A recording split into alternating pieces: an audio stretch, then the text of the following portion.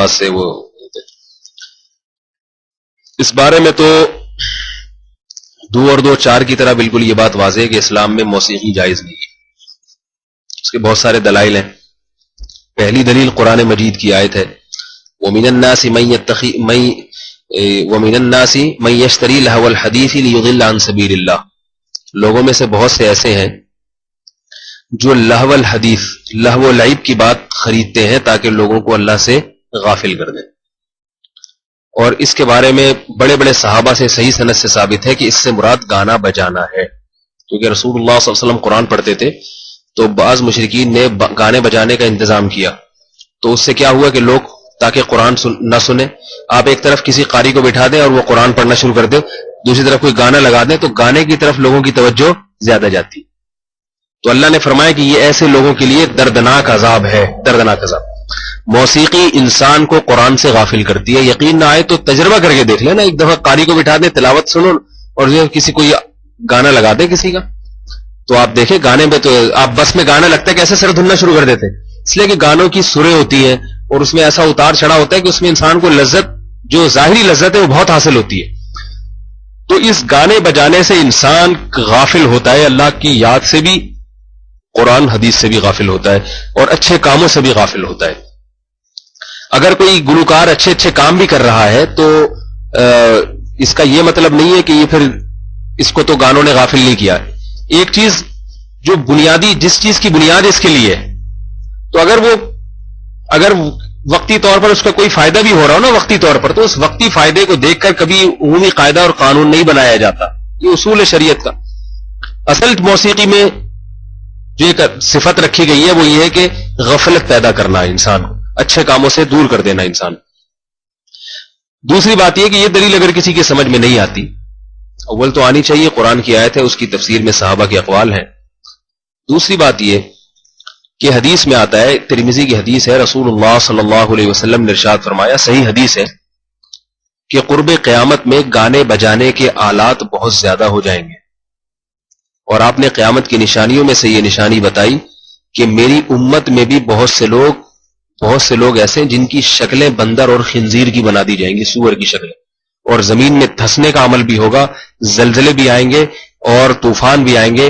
آپ نے فرمایا کہ یہ نشانیاں اس وقت ظاہر ہوں گی جب گانے بجانے کے آلات بھی زیادہ ہو جائیں گے اور گانے بجانے والیاں بھی زیادہ ہو جائیں گی.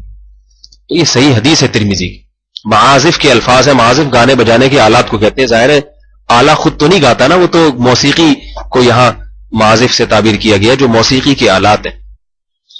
تیسری بات یہ، وعلیکم السلام، تیسری بات یہ کہ اگر موسیقی کی اسلام میں گنجائش ہوتی تو موسیقی کی دھن ایک ایسی چیز ہے جس کی طرف ہر ایک کی توجہ جاتی ہے، ہر ایک کی توجہ. یہ ایک انسان کو وقتی طور پر ریلیکس کرنے کا ایک سستا اور بہترین آلہ ہے. وقتی طور پر انسان اس سے ریلیکس ہو جاتا ہے، جیسے شراب پی کے وقتی طور پر فٹ فاٹ ہو جائے گا، نہیں ہو جائے گا، وہ الگ بات ہے، اس کے پھر نتائج آہستہ آہستہ بھیانک نکلتے ہیں. تو موسیقی سن کے بھی وقتی لذت بہت حاصل ہوتی ہے، اور وقتی لذت کی جتنی بھی چیزیں ہیں ان کو ہر دور کے انسان نے اختیار کیا ہے، ہر دور کے انسان نے. یہی وجہ ہے کہ آپ دیکھیں گے کہ ہر قوم میں موسیقی کا رواج رہا ہے. تو اب سوال یہ پیدا ہوتا ہے کہ صحابہ کرام میں سے کسی ایک صحابی سے بھی ثابت نہیں ہے کہ انہوں نے کوئی ایک بانسری بجائی ہو موسیقی کے لیے.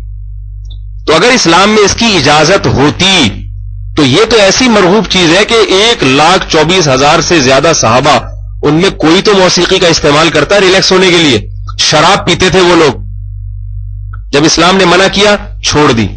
اور پہلے گانے بجانے والیاں بھی ہوتی تھی. غزوہ بدر میں کیا ہوا ہے؟ غزوہ بدر میں جب ابو جہل آیا ہے لشکر کو لے کے تو باقاعدہ موسیقی کے آلات بھی لایا اور ناچنے والیاں بھی اپنے ساتھ لایا، سب ناچے گائے اور جو ان کا ایک فنکشن تھا انہوں نے کیا لڑائی سے پہلے تاکہ قوم میں جوش پیدا ہو. صحابہ کرام میں سے کسی نے یہ کام نہیں کیا. تو جس چیز کا داعیہ موجود ہو پھر بھی وہ کام نہ کیا جائے تو یہ اس کی علامت ہوتی ہے کہ اس کام پر پابندی لگی ہوئی ہے. سمجھ رہے ہیں بات کو؟ اس کی مثال ایسے ہے جیسے دیکھو کھانے کا شوق تو ہر ایک کو ہے یا نہیں ہے؟ لہذا ہم صبح بھی کھاتے ہیں، دوپہر بھی کھاتے ہیں، رات بھی کھاتے ہیں، جب بھوک لگے گی کھائیں گے. لیکن رمضان میں کیا ہوتا ہے، کوئی غیر مسلم آئے دیکھے کہ یار یہ نہ صبح کا ناشتہ کر رہے ہیں، نہ دوپہر کا کھانا کھا رہے ہیں، نہ شام کی چائے پی رہے ہیں، کچھ پیش کرو ان کے سامنے تو بھی نہیں کھاتے، تو وہ کیا کہے گا؟ لگتا ہے کہ ان پر کوئی پابندی لگی ہوئی ہے. اب کوئی اسے نہ بھی بتائے نا کہ پابندی ہے، پھر بھی وہ کہے گا بھائی پیٹ تو ان کے ساتھ بھی ہے، شوق تو ان کو بھی ہے، ضرورت تو ان کو بھی ہے، پھر بھی یہ نہیں کھا رہے، سارے کے سارے نہیں کھا رہے، تو لگتا ہے اگرچہ میں نے سنا نہیں کہی، لیکن یقیناً پابندی ان پر لگی ہوئی ہوگی، تبھی ضرورت کے باوجود نہیں کھا رہی۔ تو اگر ہمارے پاس بالفرض کوئی بھی قرآن کی آیت نہیں ہے، کوئی بھی حدیث نہیں ہے موسیقی کے حرام ہونے پر، تو سوال پیدا ہوتا ہے کہ اسلامی تاریخ میں صحابہ کرام کا اتنا طویل دور، نبی علیہ السلام کی 23 سالہ زندگی، صحابہ کرام کا اتنا طویل دور، کوئی ایک صحابی، حالانکہ دل موسیقی کی طرف ہر ایک کا مائل ہوتا ہے جو بھی بشر ہوگا، تو اس کے باوجود بھی کسی ایک صحابی نے ایک بانسری تک کا استعمال کیوں نہیں کیا؟ اس کی علامت ہے کہ ان پر پابندی لگی ہوئی تھی، اور وہ انہی آیات اور ان حدیث کو پابندی سمجھتے تھے۔